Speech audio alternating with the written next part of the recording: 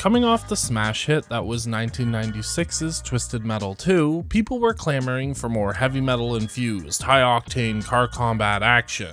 And 2 years later, the next entry in the Twisted Metal franchise would hit the scene, hoping to hold its place as king of the car combat castle.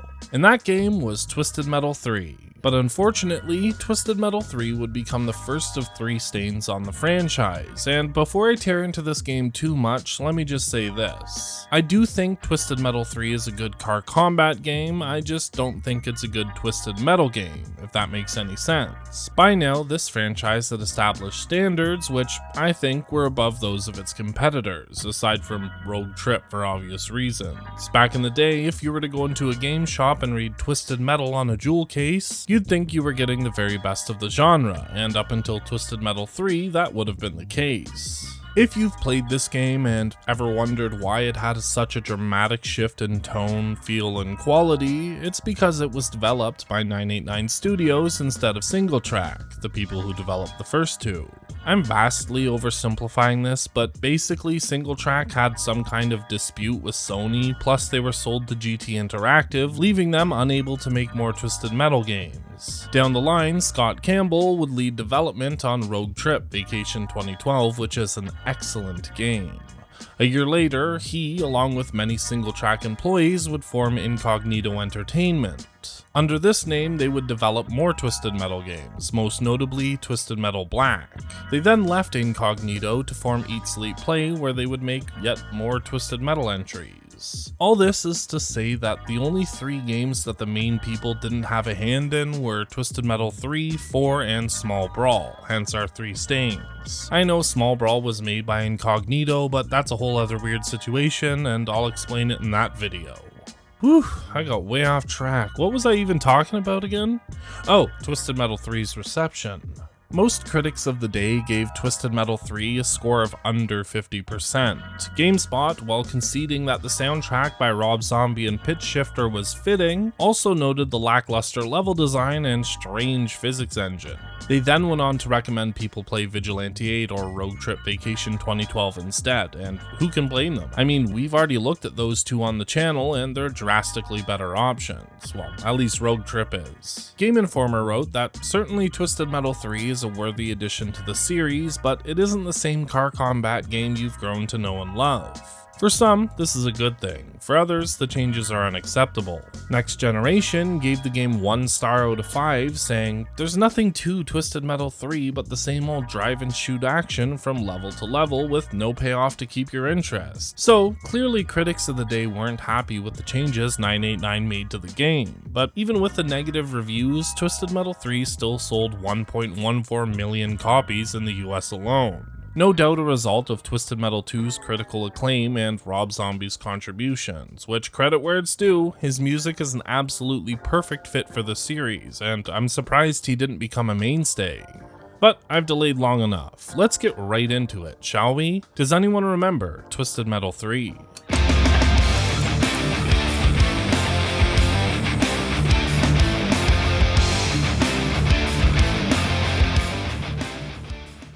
Let's get the story out of the way right off the hop. One main thing to note is that there's not a whole lot new about it. The plot of this game is pretty much the same as previous entries, where contestants enter the Twisted Metal contest and fight to be the last man, woman, demon, or ghoul standing. And the reward for winning is having any wish their heart's desire granted by Calypso, he's like some demonic genie. Although this time around, there's not really any mention of previous tournaments aside from some returning characters' wishes and some of their cutscenes. Looking back, Twisted Metal 2 did a great job of explaining the aftermath of Twisted Metal 1's events and how they affected the story and the landscape up until that point. But there's not really any of that here. The intro cutscene is just an overly exfoliated, waxy Calypso sitting in his chair explaining the rules. And while we're on the topic, Twisted Metal 3 was the first game in the series to have fully animated cutscenes. They're similar to Grand Theft Auto London's cutscenes, and they still freak me out here as much as they did there. In my opinion, the comic stills from Twisted Metal 2 were way better at not only conveying the narrative, but also setting the tone of the game. And in terms of Calypso's appearance, he looks more or less the same as he did in Twisted Metal 2, only less sinister. And the burns on his face have been toned down even more. He now looks more like he just fell asleep on the beach and got a mild sunburn. But I'll take it. I mean, it's much better than Cow Patty Calypso from Twisted Metal 1. As I mentioned above, this game's story doesn't outright say that it's taking place after Twisted Metal 2. As a matter of fact, it makes no mention of earlier games, and the only connections we can make are through the stories of the cars and drivers. Warthog's story, for one, fits with the last game perfectly. This time around, its driver, Captain Rogers, is wishing for a younger head to match the body he won at the end of the last tournament. Another fitting example is Axel. At the end of Twisted Metal 2, if Axel wins, he confronts his father and frees himself from his vehicle, ripping half his arms off in the process. But then in Twisted Metal 3, he seemingly just climbs back into it and enters the contest with the wish to become one with his machine. Makes no fucking sense. In his victory cutscene, Calypso even says, "Last time you wanted to escape the torment of your machine." So this means that there are without a doubt two concrete winners of Twisted Metal 2's tournament. This also confirms that Twisted Metal 3's tournament takes place the very next year after Twisted Metal 2. I mean, obviously, right? But the reason I'm saying all this is because this game, along with 4, are no longer considered canon to the main series. Furthermore, most of the entries moving forward kinda do their own things in terms of the narrative. They don't really connect as much as these earlier ones did. To this point, I know Twisted Metal Head-On is widely accepted as the true Twisted Metal 3, which I agree with. However, Twisted Metal 3 was originally intended to be the direct sequel to Twisted Metal 2, so that's how I'll be treating it. When you boot up this game and get past that awesome PS1 startup chime, you're greeted with an absolutely balls-to-the-wall intro cinematic, featuring all the vehicles chasing and shooting one another across various locales while Meet the Creeper by Rob Zombie blasts over it all. Unfortunately, I can't play the music for obvious reasons, so I'll try to find something more fitting.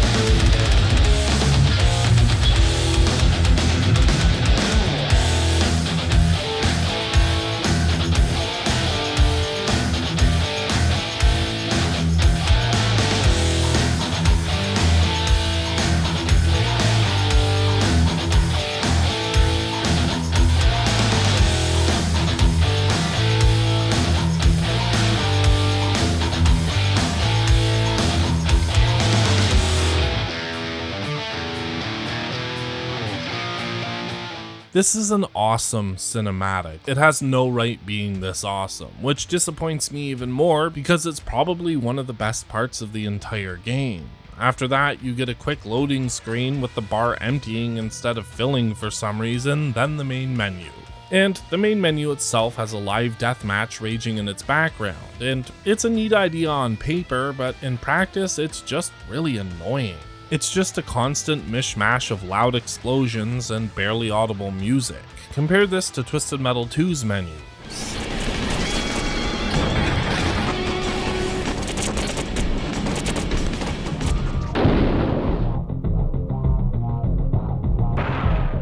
Way less in your face, but 100% more appealing.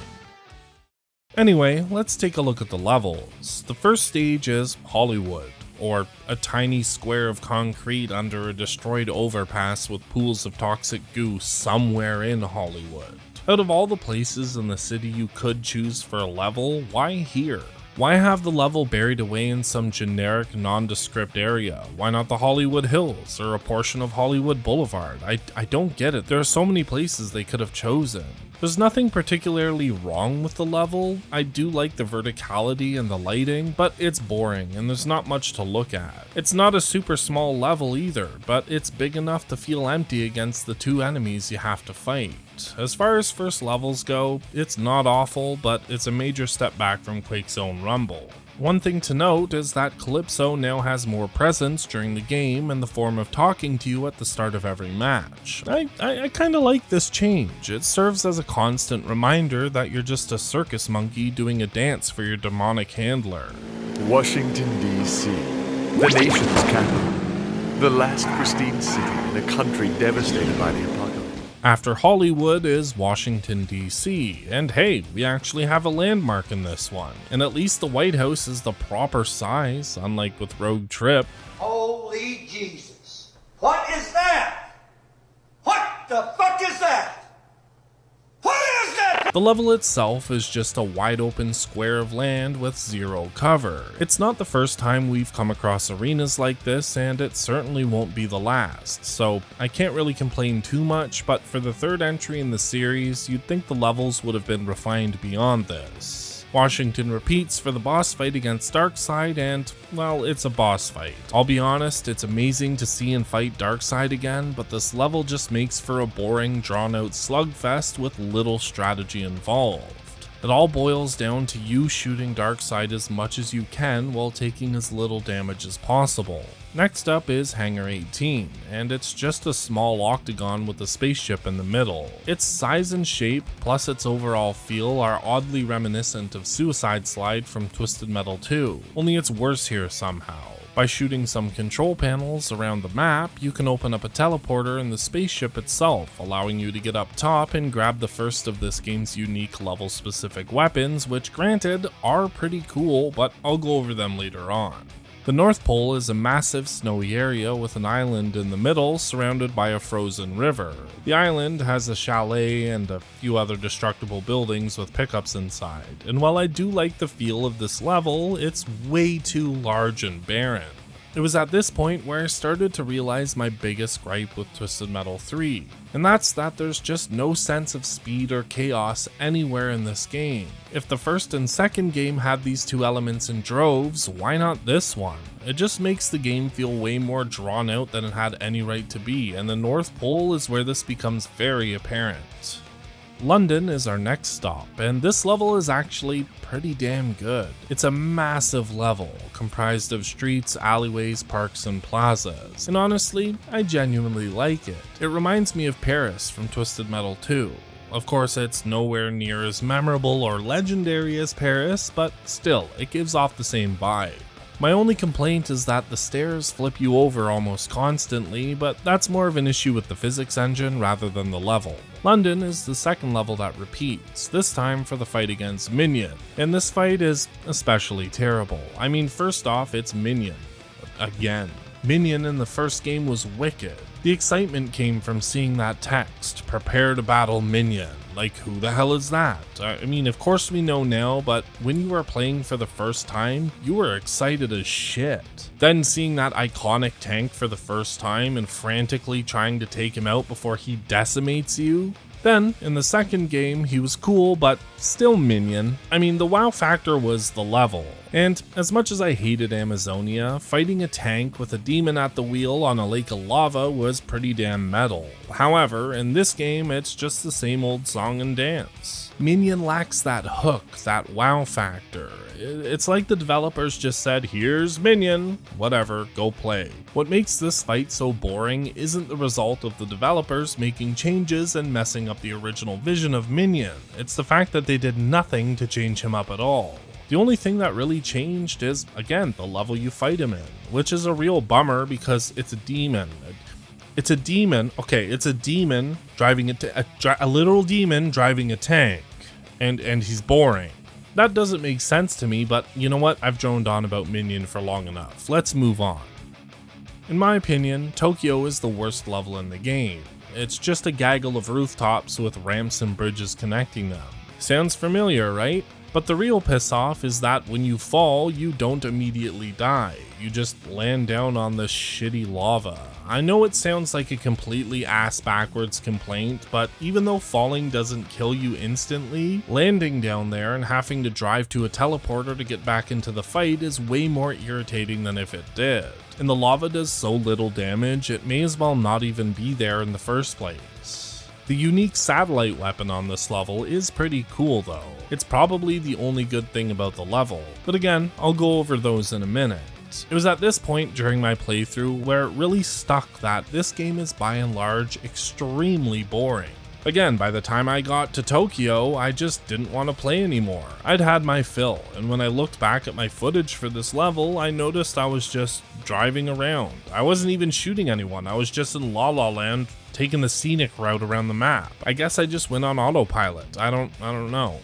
Now that Tokyo is behind us, we're on to Egypt, and this is probably my favorite level in the entire game, which by now isn't really saying much. And even though it's just a large open chunk of desert, I really like how the dunes, along with the dried riverbed, kinda cut the level up into segments. Plus, the secrets in the temples, along with the unique pyramid weapon, are also very cool. But there's one major thing that kneecaps this entire experience. It's that I'm constantly flipping over. The dunes, as cool as they are, often make traversal very difficult. But just like the stairs on the London level, this is more of a gripe with the physics engine, not the level itself. The final level of the game is Calypso's blimp, and it's the only time we ever see it in this form throughout the entire series, as far as I can tell. In the last game, it served as Calypso's home base / pedestal to look down on the chaos he's sown. But for this year's tournament, it underwent a complete redesign, becoming a monstrous behemoth, large enough to become a level itself. And it isn't a bad level at all. As a matter of fact, it's pretty good. It has a strong layout, with multiple rooms and hallways, stage hazards, and verticality. It has all the things that, in my opinion, make a good level in a Twisted Metal game. But all those good things are shit on by the level's gimmick, which completely changes the rules of the game. Okay, I'll lay it out for you. Enemies keep spawning endlessly, and you have to destroy switches around the map to stop this from happening. But while you're doing this, you're getting shot at by everyone, so until you destroy the switches, there's no point in fighting back.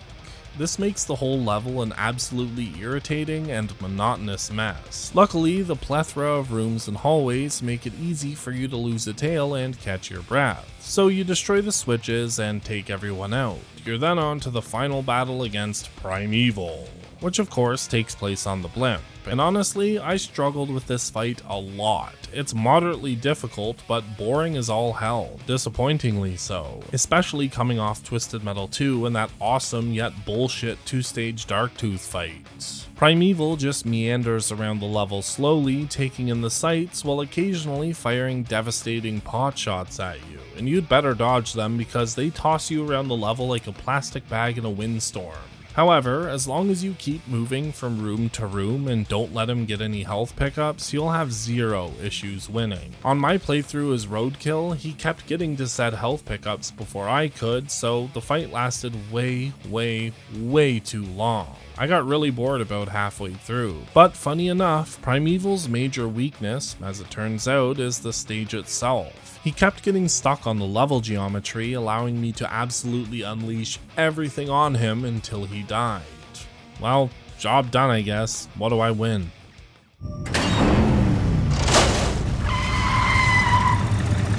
Roadkill, you wish for solitude? Among the pines? Away from the crazy world I've turned this planet into? Your wish is granted.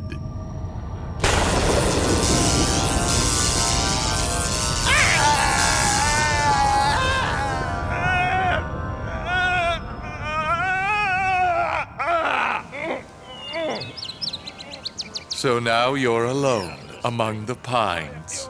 Whispering Pines! I am Calypso, and I thank you for playing Twisted Metal. So, with the exception of 3 almost gems being London, Egypt, and Calypso's blimp, the levels by and large leave much to be desired, but what about the roster? Well, just like with Twisted Metal 2, the lineup in this game is slightly different and expanded. This time there are 16 vehicles total, out of which 11 are returning from previous games. One thing I do like is that the characters are now fully voiced on the character info screen. Tiny forest creatures are in danger. Boycotts and picketing are useless. Fighting isn't cool, but it's up to me to save our beautiful planet. Well, they just say a blurb, but the voice lines are cool and very cheesy, as they should be. And I think this is a welcome addition, as the voice lines offer a bit more of an insight into what these characters are like. Although Mr. Grimm kinda sounds like Alvin the Chipmunk if he were a lifelong smoker. My hunger for souls is now insatiable. I've had my fill of mortals. Now I want to feast on the darkest, most powerful soul imaginable. I will become all-powerful. There will be no escaping my wrath. Let the world beware. And speaking of Mr. Grimm, he obviously returns in this game, but this time his wish is to claim the soul of Calypso himself. Mr. Grimm still fits snugly within the glass cannon category, with the lowest armor in the game but the highest speed and one of the best specials, but his bike and overall character models somehow look worse in this game than they did in the previous two. As opposed to the full black helmet, he now has an exposed skull face, a look the series would later embrace, but he's wearing this stupid skull cap that looks like a yarmulke. His special has also been downgraded. It's now just a tan blob that flies out in front of you. It doesn't even have the fire effect behind it or the unique sound anymore. Next is Axel. In this game, he remains a good middle-of-the-road option, and his special has also remained unchanged. In appearance, he's very similar to his Twisted Metal 2 counterpart. Aside from the sports car hubcaps he now has for some reason, I like to think he either paid Exhibit to pimp his ride, or his father made some upgrades to it between games. In Twisted Metal 3, Axel, the driver, wishes to become one with his machine, which doesn't make any fucking sense. He's been stuck in the machine for almost his entire life and wanted nothing more than to be freed from it. That was his wish in Twisted Metal 2, and just like that, he gets all Stockholm Syndrome-y and wants back in? Again, the wish makes no sense. It kinda just shits all over his character development from Twisted Metal 2, but I guess Axel had to return somehow, right? Hammerhead went through yet another major redesign. This time around, the vehicle is a monster truck Jeep, which I actually really like. It's driven by Granny Dread, who joined the Twisted Metal tournament with the intent to kill all the other contestants so she could live in peace and quiet, but changed her mind, wishing instead to watch daytime TV all day. Which, I mean, she's 97 years old and probably gonna do that anyway. What a waste of a wish. But honestly, Hammerhead's changes are actually pretty good. Granny Dread is zany and over the top, and the truck itself is wild too, as it should be. Hammerhead's special is the same as previous games, only now you can activate it with the fire button, giving you a lot more control over how and when you use it. Outlaw is, well, the same old Outlaw we've grown to know and love, only this time it has two drivers, returning characters Buzz, or Carl, and Jamie Roberts. They once again wish to shut down the Twisted Metal tournament. Past that, there's not much else to say. Outlaw is still very much a cop car, and its special is basically the same. Although in this game, Outlaw's special is, as far as I could tell, more powerful due to all the cars being painfully slow. You can keep enemy combatants within range of your taser for much longer, and it's much easier to do so. And of course, we have Roadkill. Marcus Kane is once again the driver, and this time around, his wish is to spend the rest of his days in the woods? Okay, I guess. The developers must have taken inspiration from Twisted Metal 1's Roadkill for not only his appearance, which is more in line with that version, but also his special. But they ruined it by turning it into a terrible mortar-type weapon that rarely hits its mark. His special from Twisted Metal 1 was much better.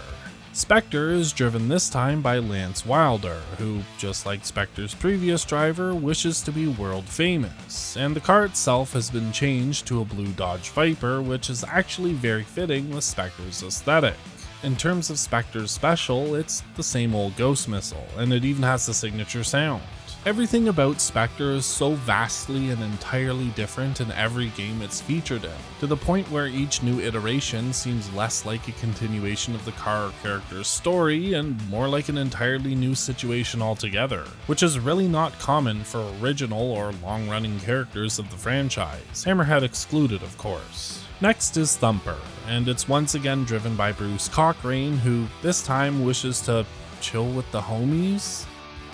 Okay. Appearance-wise, the car is pretty much the same, only now it's purple with a black roof as opposed to pink with a white roof. Thumper's flamethrower special has been taken away from him, being replaced by a sonic blast. It still behaves similarly to the previous special, only with less fire, and as a bonus, it pushes enemies away, which is great on levels with pitfalls. But sadly, no more 1-2 punch.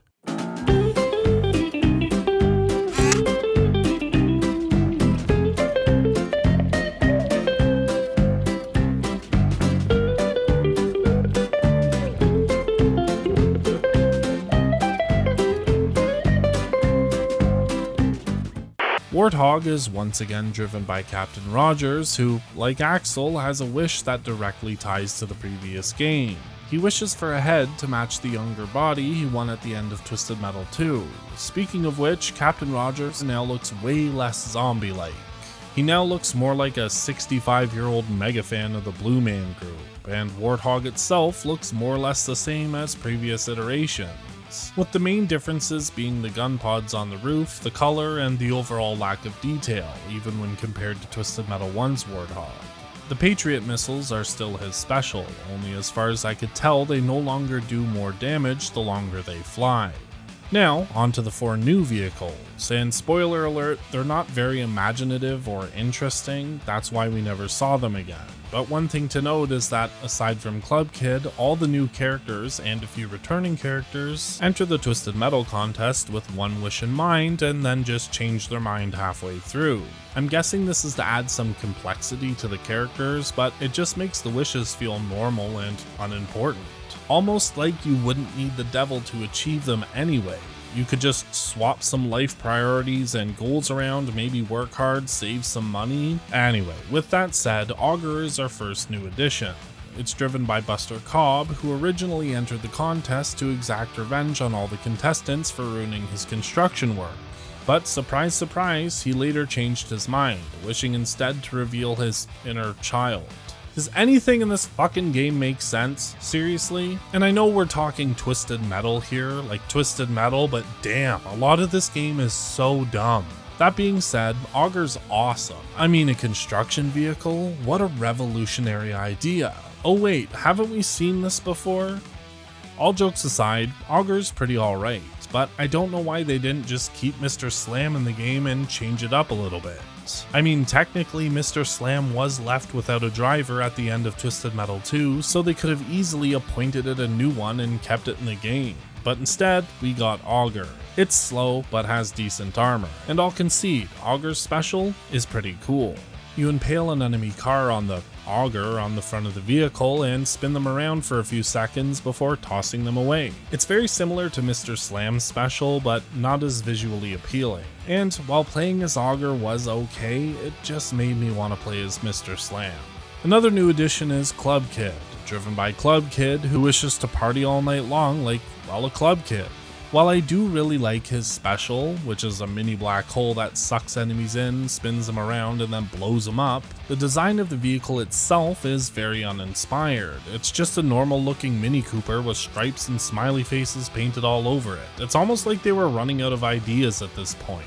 And honestly, Flower Power is no better. This vehicle is driven by Amber Rose, who initially entered the tournament to stop competitors from destroying the world, but later changed her mind, instead wishing for the world to be covered in flowers. And the vehicle is just a buggy with these shitty SpongeBob sky flowers painted all over it. Flower Power does have a decent special, which is, you guessed it, a floating flower that homes in on a dime. It deals okay damage, but the sound it makes when you fire it is weird. It's the driver saying, "Save the world," over a mandolin or some shit, but in game, it's so inaudible it may as well not even have a sound in the first place. Maybe they could have given it to Mr. Grimm. Firestarter is driven by Damian Coles, who initially just wanted to burn Calypso's blimp to ashes, but surprise surprise, later changed his mind, instead wishing to have a barbecue with all of his friends. Maybe he's friends with Bruce Cochrane. Firestarter's special is a flamethrower. Yep, just like Thumper's special in previous games. And I just gotta say, this is one vehicle that does not need to exist. Thumper was already filling that role just fine. And that being said, there isn't anything terribly wrong with Firestarter, but again, if we already had Thumper who basically did the same thing, why not just leave Thumper alone and create a totally new vehicle with its own unique shtick? The final 4 vehicles are either unplayable or secret, and first on the list is Darkseid. Once again, I really like that they brought this character back, but it's a real shame I can't play as them, as I'd need a Game Shark to do so. Darkseid is once again, and for the final time, driven by Mr. Ash, who has no wish. He just serves as an obstacle for the other contestants. The vehicle itself is just a slightly more modern take on Twisted Metal 1's Darkseid, which is all it really needed to be. Well done.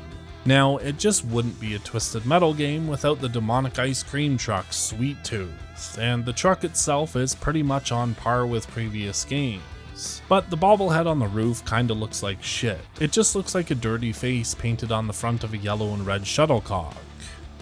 This thing. And I know previous iterations of the bobblehead were just 2D clown faces, but they still looked better. I don't even care. Sweet Tooth Special has been changed from that wicked bouncing purple clown bomb to a 2-staged non-homing missile that creates a massive explosion. Think Shadow's Special from Twisted Metal 2. As a matter of fact, it's pretty well the exact same thing, only with a different projectile. And what the fuck did they do to Needles Kane? Seriously, first off, his wish is to eat all the candy and ice cream he wants, which is so dumb. But that's not even the worst part, not by a long shot. Not only does he look like shit, but I don't think he's actually a serial killer in this game, which is just insane to me. That would be like if James Bond were a hot tub salesman. Furthermore, if you're gonna change Needles that much, fuck it, let's get rid of the truck. From now on, he's a birthday clown who gets to his gigs on a longboard and makes balloons out of a picnic basket. I mean, they just said fuck it to his entire MO and backstory. The truck is how he lures in his victims and kills them, but in Twisted Metal 3, he just makes people sick. What the absolute fuck? The only good thing, if you can even call it that, is that you don't need to use cheats to play as Sweet Tooth in this game. You just need to beat the game once. I swear, the more I research, play, and write about this game, the more I realize these devs just didn't give a shit about or respect the source material. This proves it. And the reason I pay so much attention to Sweet Tooth and Needles Kane in these videos is because he's the mascot of the series. He's basically the main character along with Calypso, so it's very important to get him right, which in Twisted Metal 3's case, it did not. Anyway, Minion is the same old Minion. His wish this time around is to go back to and spend eternity in hell. Appearance-wise, the tank is slightly lighter, but aside from that, it's the same vehicle. There isn't anything wrong with Minion in this game, but they just did nothing to change him, so it's the exact same thing for the 3rd time running. As we know, Primeval is this game's final boss, and the vehicle is driven by Primeval. I don't know much else about him. All you get is a generic blurb in the manual about his car and special. Like Darktooth from Twisted Metal 2, you need a Game Shark to unlock him on original hardware, which I unfortunately still don't have. But I'm sure all of his stats are maxed out and he probably has access to every special in the game, or at least a super powerful one. So the overall selection of cars is pretty average. The new additions feel redundant or uninspired, and the returning characters, while mostly okay, all seem to have one thing or another wrong with them, making them worse than previous iterations, and I'll never forgive them for what they did to my boy Sweet Tooth. The last thing I'll say about the cars is that in Twisted Metal 3, they all have this odd suspension effect, causing the cars to wobble in a really weird way. Every little turn, hit, jump, or slope has a very good chance of flipping your car, especially on London with all those stair sets or Egypt with its dunes. But even on flat ground, you seem to constantly lose traction and flip over, which is very frustrating. Just watching it, it doesn't look that bad, but trust me, it is. You'd have to play the game to know exactly what I'm talking about. And I mean, this contributes to a very weird case where not even the returning vehicles are fun to play as. The character you've become accustomed to throughout the first 2 games feels and plays entirely different in Twisted Metal 3, and not for the better. And they just tried to shoehorn stories around the returning vehicles without a complete understanding on what has happened or what's going on. Again, I know this game and the next aren't considered canon, but at the time of release they were, so yeah. So we've looked at the levels and the vehicles, now let's take a look at the weapons. And the weapons of Twisted Metal 3 are, well, they're weapons. If you play this game, one thing you'll notice is that they all feel very underpowered compared to the first 2 games. Even while playing with the increased damage cheat, I still felt very weak.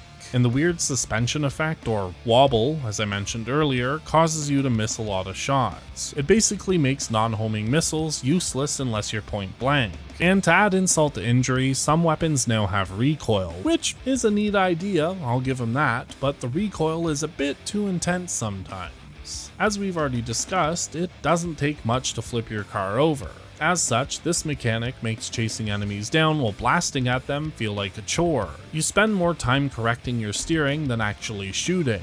But as for the weapons themselves, you of course have the machine gun and the Twisted Metal trio, consisting of the homing, fire, and power missiles. Yep, they're all back and worse than ever. The homing and fire missiles always seem to miss when they really shouldn't, and the power missile is extremely difficult to land due to the aforementioned vehicle physics and recoil. The ricochet remains unchanged, as do the lightning, remote bomb, and napalm weapons. The speed missiles are a cool new addition that I actually like. They shoot as fast as you can press the fire button and you can hold a bunch of them. But they're only really efficient when you freeze an enemy, park right up next to them, and blast them away, because missile per missile they do very negligent damage. Furthermore, this game is a lot less forgiving in terms of hitboxes on cars, making speed missiles even more difficult to use. Twisted Metal 3 also features 3 weapons that can only be found on specific levels, and I've mentioned them earlier. They come in the form of the UFO on Hangar 18, the Pyramid or Eye on Egypt, and the Radar Dish on Tokyo. The Pyramid and Radar Dish both do the same thing, shoot a slow-moving but devastating laser at an enemy. The dish is a little creepy though, it just randomly follows cars around while they drive, and if you watch it from a distance you can actually see it. This does make it easy to tell who you're gonna hit and if it's safe to fire or not, so I'm okay with it. But with the Pyramid, as far as I know, you can't tell where it's aiming, and I'd always end up hitting myself for some reason, even when I was all the way across the map. Of course we have to talk about the energy attacks. Twisted Metal 3 cut a lot of them out of the game, leaving only 4.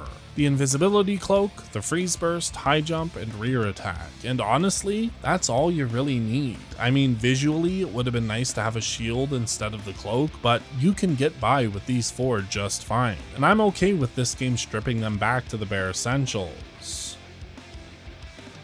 Man, what a shame. I'm sorry if you're a fan of this game. I really thought I'd have more good things to say about it, because on the surface, Twisted Metal 3 doesn't seem all that bad. Sometimes being the next thing after an absolute smash hit like Twisted Metal 2 can be tough, and critics will review it from that angle. But I don't think that was the case here. Twisted Metal 3 is pretty below average across the board. And I know I've been tearing this game apart, but it's not unfounded. Through all of my research and playtime, I couldn't find a single thing this game does that the previous 2 didn't do better. I suppose the level-specific weapons, but then again, those were in Twisted Metal 2 as well. At the end of the day, Twisted Metal 3 is an okay car combat game, but it's a terrible Twisted Metal game that's plagued by bad design choices, a terribly implemented physics system, boring weapons, and lackluster levels. And I found it really difficult to enjoy my time playing this one. It just wasn't all that good. But what about all of you? Did you remember this game? Did you like it? Or did you just stick with Twisted Metal 2? Let me know down in the comments below. As for me, I'm out. I'm gonna go dig a tunnel to my shed so I never have to touch grass again. But before I go, I'd like to thank you all for watching. I appreciate it immensely, and have yourself a wonderful day.